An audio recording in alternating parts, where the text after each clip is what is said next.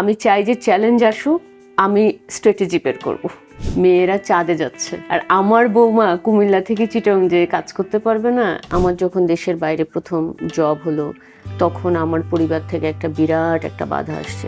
Asia, পশ্চিম Africa কিংবা ইউরোপের মতো ভিন্ন ভিন্ন ভৌগোলিক পরিবেশ বা যুদ্ধবিধ্বস্ত পরিবেশে কাজ করার অভিজ্ঞতা কেমন হতে পারে, কখনো ভেবেছেন? যারা সীমানা পেরিয়ে বিশ্বজুড়ে মানুষের অধিকার আর জেন্ডার জাস্টিস নিয়ে কাজ করছেন, আজ আমরা শুনবো তেমনই এক অনুপ্রেরণার গল্প। ভিউয়ার্স, সবাইকে স্বাগতম জানাচ্ছি Mumtaz herbal product presents voice of এক্সেলেন্সের আজকের আয়োজনে। আমি সাদিদ আছি আপনাদের সাথে সিটি এফএম 96-এর অফিসিয়াল ফেসবুক পেজ এবং ইউটিউব চ্যানেলে।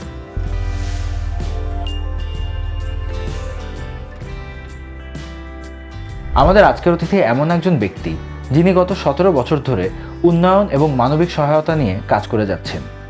এডিবি, ডাব্লিউএফপি মতো বড় বড় বিশ্বমানের প্রতিষ্ঠানে কাজ করার অভিজ্ঞতা রয়েছে তার ঝুলিতে।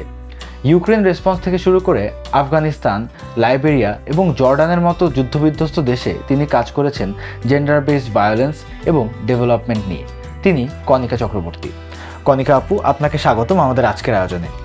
অনেক ধন্যবাদ আপনাকে। আপনাকে অনেক ধন্যবাদ আমাদেরকে আপনার বাসায় এসে আমাদের অনুষ্ঠানটি রেকর্ড করার অনুমতি দেওয়ার জন্য এবং আমাদের জন্য এতক্ষণ সময় বের করার জন্য। কেমন আছেন? আমি ভালো আছি, আপনি ভালো আছেন? জি আপু, ভালো আছি। তো আপু, আপনার কাছে ফার্স্টেই একটি বিষয় জানতে চাইবো।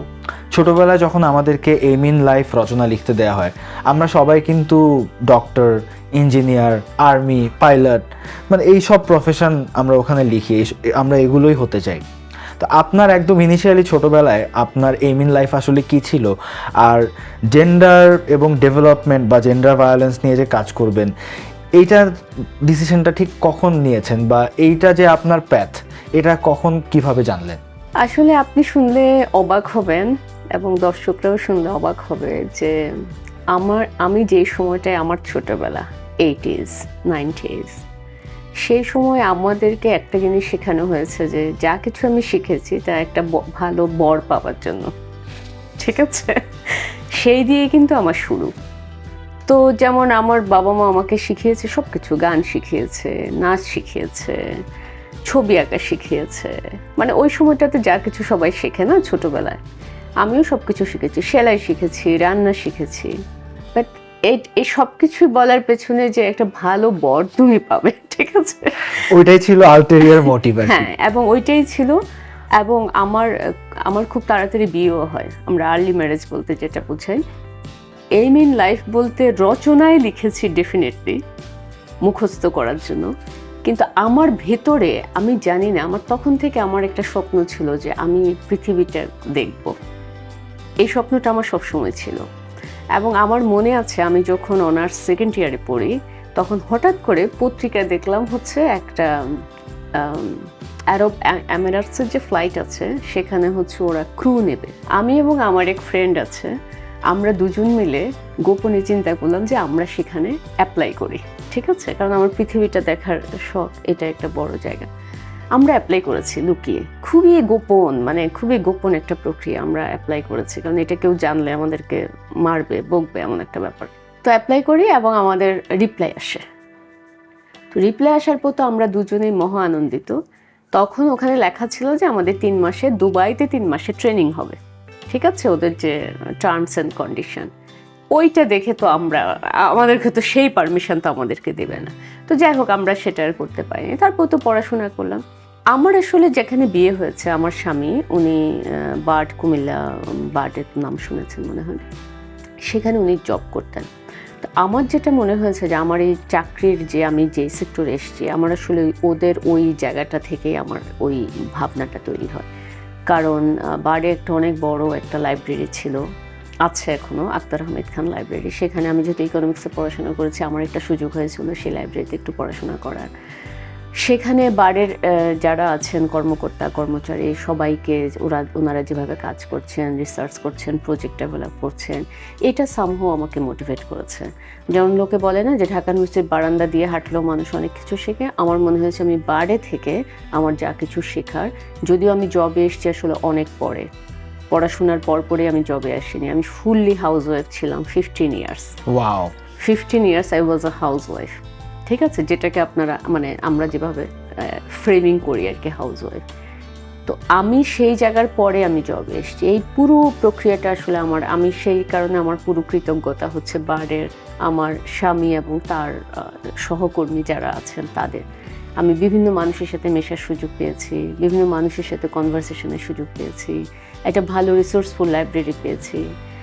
তো এগুলো আমাকে আসলে মোটিভেট করেছে, এনকারেজ করেছে। এবং সেখানে তখন যে এনজিওগুলো আছে না, কেয়ার, প্ল্যান ইন্টারন্যাশনাল, ওনাদের যে ট্রেনিংগুলো হতো, তারা ট্রেনিং ভেন্যু ভাড়া করতো। আমি অবাক হয়ে, আমি সন্ধ্যাবেলা যখন ওই আমার হাজব্যান্ডের সাথে ক্যাম্পাসে হাঁটতে যেতাম, আমি অবাক হয়ে দেখতাম যে এরা আবার কোন গ্রুপ অফ পিপল, এরা রাত জেগে এত মজা করে কাজ করছে। এটা আমাকে খুব বেশি এনকারেজ করতো। আমি জানলার ফাঁক দিয়ে দাঁড়িয়ে থেকে দেখতাম যে এরা কারা, এদের সম্পর্কে জানার আমার আগ্রহ তখন থেকে শুরু হয়। তখন আমি একটা সময় চিন্তা করলাম যে ওকে, আমি আসলে এই সেক্টরটাতে আমি যাব। তো মানে এখানে অনেক মানুষের আসলে অবদান আছে এখানে, মানে আমাকে ইন্সপায়ার করার ব্যাপারে। খুবই ইন্টারেস্টিং একটা জার্নি এবং খুব ইন্সপিরেশনাল একটা কথা শুনলাম আপনার কাছ থেকে। নর্মালি আমাদের দেশে এবং অনেক জায়গাতে দেয়ার ইজ আ নর্ম যে বিয়ে করলেই বোধহয় একটা মেয়ের ক্যারিয়ার শেষ, মানে educational career or professional career both. কিন্তু আপনি বিয়ে করে 15 বছর একদম অ্যাজ আ হাউসওয়াইফ সংসার করার পর যে একটা ওয়ার্ক লাইফে শুরু করলেন, একটা ক্যারিয়ার জার্নি যে শুরু করলেন এবং এত দেশ ঘুরলেন, মানে এটা কিভাবে আসলে সম্ভব করেছেন? এই ট্রানজিশনটা আসলে কেমন ছিল? এটা আসলে আমি বলবো এটা আসলে সহজ ছিল না। আমার প্রথম জব, আমি আসলে একজনের কথা আমাকে বলতেই হয়। আমার যখন জব হলো, আমার পোস্টিংটা হয়েছে চিটাগং। হ্যাঁ, যখন আমি অ্যাপ্লাই করি তখন ওখানে লেখা ছিল যে বেশ কিছু ডিস্ট্রিক্টে পজিশন হবে। কিন্তু আমি যখন সিলেক্টেড হয়েছি, ওনারা আমাকে বললো যে তোমাকে আমরা সিলেক্ট করেছি চিটাগংয়ের জন্য। I was so surprised. আমি ঢাকায়, রেজাল্ট দেবার পর আমি তো তখন সাথে সাথে বললাম যে না, আমি তো যেতে পারবো না, আমার বাচ্চা ছোট, আমি তো কুমিল্লার বাইরে কোথাও যেতে পারবো না। তখন ওনারা আমাকে একটা অফার করে যে তুমি তোমার ফ্যামিলির সাথে একটু কথা বলো, আমরা তোমাকে 30 মিনিট সময় দিলাম ডিসিশন নেওয়ার জন্য। আমি আমার যাদেরকে ফোন করেছি তারা কেউ আসলে আমাকে সাপোর্ট দেয়নি ওই জায়গাটায়। হ্যাঁ, আমি ফোন করেছি ইমিডিয়েটলি, মানে আমি তখন কি পরিমাণ একটা মানে উত্তেজিত, আমার একটা জব হয়েছে কিন্তু আমি যেতে পারবো না, এরকম একটু উত্তেজিত। আমি ওই সময়টাতে মানে প্রথম আমি যাদের কাছে ভেবেছিলাম তারাই আমাকে সাপোর্ট দেবে, কিন্তু তারা আমাকে আসলে সাপোর্টটা দেয়নি। ঠিক আছে, আমি না চট করে আমার শ্বশুরকে ফোন করেছি। আমার শ্বশুর মশাইকে, উনি এখন মারা গেছেন, উনি আমাকে শুধু একটা কথা বলেছে, বৌমা মেয়েরা চাঁদে যাচ্ছে আর আমার বৌমা কুমিল্লা থেকে চিটাগং যেয়ে কাজ করতে পারবে না। মানে আমি জানেন, আমি না ওই যে অনেক সময় সিনেমায় দেখা না, দৌড়ে আসে ওরকম, আমি এই পুরো বারান্দাটা ধরে আমি দৌড়াতে সে ইন্টারভিউ বোর্ডে বলছে আমি যাব এরকম। তো এটা আমার মানে দেখুন, মানে একটা জীবনে আপনার আসলে কোথাও না কোথাও একটা সাপোর্টের দরকার আছে। আপনি একা কখনো কিছু মানে অতটা চলতে পারবেন না, একদম কোথাও না কোথাও যে পরিবার থেকে আমার শ্বশুর, তারপর মানে আমি এই সাপোর্টটা পেয়েছি। এবং ওনারা বললো যে আমি তোমার মাকে নিয়ে আমি চলে আসবো, আমরা ট্রান্সফার হব, কারণ ওনারা চিটাগংয়ে, ওনারা ট্রান্সফার হবে আমার ছেলেকে মানে সাপোর্ট দেওয়ার জন্য। তো সেটাই করেছে এবং সেটা আমার কৃতজ্ঞতার কোনো শেষ নেই আর কি। খুবই ভালো লাগলো আপনার এক্সপিরিয়েন্সটা শুনে। আশা করছি আপনার এই গল্পটা শুনে অনেকেই মোটিভেটেড হবে, কারণ আমাদের মেয়েরা বা যারা একটা পরিবারের বউ, তারাও যে আসলে অনেক কিছু করতে পারে বিয়ের পরে, তারা একটা ক্যারিয়ার করতে পারে এবং মেয়েদেরকে ফ্লাই করার যে ওই ফ্রিডমটা ওটা দেয়া দরকার। তো সাপোর্টের কথা যখন আসলাম, আপনি আপনার পরিবারের থেকে নিঃসন্দেহে অনেক সাপোর্ট পেয়েছেন, কারণ আপনার যে ক্যারিয়ার এটা বিশ্বের নানা প্রান্তে বিস্তৃত। আপনি বিশ্বের বিভিন্ন জায়গায় এবং অনেক সময় অনেক ডিফিকাল্ট সার্কামস্টেন্সেসে, যেরকম একটা ওয়ার টর্ন এনভায়রনমেন্টে গিয়েও আপনি কাজ করেছেন। তো এই যে টাইমগুলো, এরকম সময়ে আসলে কি মানে বিটার সুইট মেমোরিজ বা ডিফিকাল্টিজ আপনাকে ফেস করতে হয়েছে, ওই অভিজ্ঞতাগুলো একটু শুনবো। দেখুন, আমি তো আগেই বলেছি আমি সমাজেরই একজন, আমি আলাদা কেউ না। এবং আমি সোনার চামচ মুখে নিয়ে জন্মগ্রহণ করাও একজন মানুষ না, একদম সাধারণ মধ্যবিত্ত পরিবারের একজন। যে স্ট্রাগলগুলো আমাদের দেশে সব মেয়েরাই যে লেভেলেই থাকুক না কেন যেটা ফেস করে, আমি সেখান থেকে উঠে আসা একজন, কিছুই আমার ব্যতিক্রম না। কিন্তু আমি আমার জীবনের এই পর্যায়ে এসে দেখেছি, যখন আমার পায়ের নিচে মাটি থাকবে, মিনিং যে আমার আসলে ফাইন্যান্সিয়াল একটা এবিলিটি যখন থাকবে, তখন কিন্তু আপনি অনেক কিছু ওভারকাম করার মতো একটা সাহসিকতা আপনি পাবেন। এইটা আমি আসলে রিয়েলাইজ করেছি আমার জার্নি থেকে। এইবার আপনার কাছে একটি কোয়েশ্চেন আছে আমার, ওটা হচ্ছে আপনি শুরুতেই বললেন যে আপনি কিন্তু আগে 15 বছর সংসার করেছেন অ্যাজ আ হাউসওয়াইফ। আপনি একজন জেন্ডার স্পেশালিস্ট, জেন্ডার রাইটস এবং ডেভেলপমেন্ট স্পেশালিস্ট। এর পাশাপাশি আপনার আরও কিছু পরিচয় আছে, যেমন আপনি একজন হাউসওয়াইফ এবং আপনি একজন মা। তো আপনি যখন কাজ করা শুরু করলেন, দেখা গিয়েছে কাজের প্রয়োজনে আপনাকে বিশ্বের বিভিন্ন প্রান্তে যেতে হয়েছে, কখনো বা কয়েক মাসের জন্য কিংবা 1 বছর এরকম স্টিন্টের জন্য আপনি কাজ করেছেন। তো ফ্যামিলি এবং ওয়ার্ক এই দুইটা আসলে কিভাবে ব্যালেন্স করতেন? কারণ আপনার তো বাচ্চা ছিল, আপনার হাজব্যান্ড ছিল, আপনার একটা সংসার ছিল, তো এই সব কিছু আসলে কিভাবে সামলালেন? আসলে সামলানো বলতে এটা তো শুধু আমার একার রেসপন্সিবিলিটি না। এই জিনিসটা বুঝাতে এবং বুঝতে তো একটা প্রক্রিয়ার ভিতর দিয়ে যেতে হয়েছে। এটা এমন না যে আমি আজকে বলেছি, এই মুহূর্ত থেকে আমার পরিবারের, আমার স্বামী, আমার সন্তান কিংবা আমার যারা আরও পরিবারের, আমার প্যারেন্টস, আমার লজ, তারা সাথে সাথে বুঝে গেছে, বিষয়টা না। এটা ওই যে বললাম, চ্যালেঞ্জের এটাও একটা পার্ট। হ্যাঁ, তো এটা একটা প্রক্রিয়ার ভিতর দিয়ে আমরা গেছি। তো এই প্রক্রিয়ার ভিতর দিয়ে যেটা হয়েছে, যে আমাকে সবসময় একটা কি বলবো, একটা এক্সট্রা রোল আমাকে অল দ্য টাইম প্লে করতে হয়েছে। আমার সবসময় মনে হয়েছে আমি আসলে ওভার বার্ডেন, কারণ আমাকে মানে প্রুফ করতে হয়েছে যে না, আমি রান্নাটা ঠিকমতো করছি, ঠিক আছে, আমার ছেলের টেক কেয়ারটা ঠিকমতো হচ্ছে, ওর পড়াশোনা ঠিকমতো হচ্ছে, ও যদি কোথাও একটা রেজাল্ট খারাপ হচ্ছে, এটা আমার মনে হচ্ছে যেন আমি আসলে এটার জন্য দায়ী। হ্যাঁ, আমি নিজে দায়ী না মনে করলেও সামহাও কিছু চোখ এবং কিছু আঙ্গুল আসলে আমার দিকে ছুড়ে দেওয়া হচ্ছে। হ্যাঁ, তো এই জায়গাগুলো থেকে এই কারণে আমি সবসময় আমার ছেলেকে বোঝাতাম যে তোমাকে ভালো রেজাল্ট করতে হবে। তুমি যদি ভালো রেজাল্ট না করো, তাহলে তোমার মামুনিকে সবাই বলবে যে তোমার মামুনির জন্য তুমি ভালো রেজাল্ট করোনি। আমার যখন দেশের বাইরে প্রথম জব হলো, তখন আমার পরিবার থেকে একটা বিরাট একটা বাধা আসছে যে দেশে সব ফেলে তুমি দেশের বাইরে যাবে কেন, আর কি এমন কান্ট্রি এগুলোতে যে তোমাকে কাজ করতে হবে। খুবই মানে অবমূল্যায়ন একটা করা হয়েছিল। কিন্তু আমার ছেলে সেখানে আসলে আমার পাশে দাঁড়িয়েছে। ও বলছে যে এটা তো ওর ড্রিম, তোমরা কেন, ওর এটা চয়েস, তোমরা তার চয়েসে কথা বলার কে। আমাদের সোসাইটিতে আমি জেন্ডার নিয়ে কাজ করতে যেটা দেখেছি, সারা পৃথিবীতে জেন্ডার বেসড ভায়োলেন্স বলেন, জেন্ডার ইনইকুয়ালিটির ইস্যুগুলো আছে, কিন্তু উন্নত দেশে যেটা আছে যে আপনার জন্য সিস্টেম ডেভেলপ করা হয়েছে। Although there are lot of challenges, but আপনার সিস্টেম আছে। সো আপনি যদি চান, আপনি কিন্তু সিস্টেম ধরে যেতে পারেন। আমাদের মতো দেশগুলোর যে চ্যালেঞ্জটা, সেটা হচ্ছে আমাদের কোনো সিস্টেম নেই, কোনো প্রপার ফ্রেমওয়ার্ক নেই, কিছু নেই। তার মধ্যে আপনার একটা কালচারাল রিলিজিয়াস যে বাউন্ডারিজগুলো আমাদের আছে, তো সেখান থেকে একজন মানুষকে ওই পর্যায় থেকে এসে দাঁড়ানো, এটা তো অবশ্যই চ্যালেঞ্জিং। কিন্তু চ্যালেঞ্জকে নিয়ে খেলা করা, আমি বলবো যে আমি একজন খেলোয়াড়, প্লেয়ার, যে আমি আসলে লাভার অফ দ্য চ্যালেঞ্জেস। আমি চাই যে চ্যালেঞ্জ আসুক, আমি স্ট্র্যাটেজি বের করব। আমরা যদি জেন্ডার ভায়োলেন্সটাকে একদম মিনিমাইজ করে ফেলতে চাই, বা জেন্ডার রাইটস নিয়ে যদি একটা প্রপার ফ্রেমওয়ার্ক বা একটা স্ট্রাকচার যদি আমাদের তৈরি করতে হয়, তাহলে আসলে সবার আগে কি করতে হবে?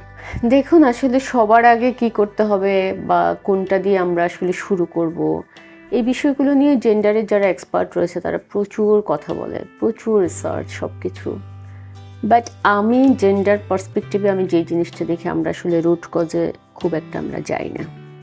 ঠিক আছে, আমরা গভর্নমেন্টকে ব্লেম করি, আমরা কেন পলিসি হচ্ছে না, কিন্তু পলিসির বাধার জায়গায় আমাদের যেই জায়গাগুলো আছে, সেখানে কিন্তু আমাদের ধর্ম একটা অনেক বড় একটা জায়গা। তো এটা এখন আপনি সব ধর্মে দেখবেন। আমি জাস্ট একটা ছোট একটা এক্সাম্পল দিই। আমার বিয়ের যে প্রক্রিয়া, তো সেখানে আমাদের কি হচ্ছে, প্রতিটা ধর্মেরই কিন্তু বিয়ের প্রক্রিয়া দেখা যাচ্ছে যে ছেলে মেয়েকে কিছু দেবে। হ্যাঁ, আপনি যদি বিষয়টাকে একটু ভাবে দেখেন, মনে হয় যেন আমি এই মেয়েটাকে আমি কিনে নিয়ে আসছি, হ্যাঁ, কিছু একটা দিয়ে, মানে একটা এক্সচেঞ্জ হতেই হবে। তো যখন আপনি কাউকে এরকম এক্সচেঞ্জের মাধ্যমে নিয়ে আসছেন, আপনার কিন্তু অটোমেটিক্যালি একটা রাইটস তৈরি হয়ে যায় যে আমার তার উপরে একটা অধিকার, দখলদারিত্ব। তাহলে আপনার যখন কিছুর উপর দখল থাকে, আপনি বোঝেন আপনার একটা জমির উপর দখল আছে, আপনার একটা বাড়ির উপর দখল আছে, আপনি যা খুশি তা করতে পারেন। আমাদের কিন্তু রুট কজের দিকে তাকাতে হবে। এই জায়গাটা কিন্তু আমরা তাকাই না, তখন কিন্তু আপনার রাইটস ওখানে চলে আসে, কারণ ওখানে আপনার একটা দখল আছে।